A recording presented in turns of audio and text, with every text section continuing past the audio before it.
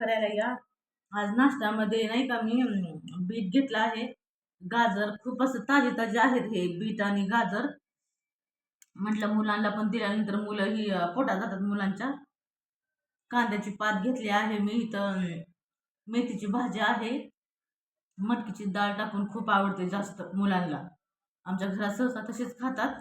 आणि इथं मी ही घेतलेले आहे, शेंग घेतलेली आहे ह्याची, काय म्हणतात त्याला, घेवडाची शेंग केली आणि चपाती केलेली आहे.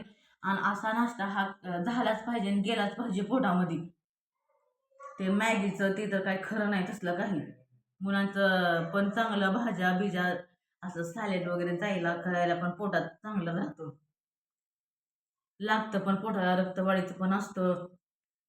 तर लाईक करा, शेअर करा, कमेंट करा आणि प्लीज प्लीज पुढं जायला तुम्ही मला नाही का हे करा, मदत करा, लाईक करा आणि सबस्क्राईब केल्याशिवाय जाऊ नका आणि सपोर्ट राहू द्या तुमचा असाच. धन्यवाद.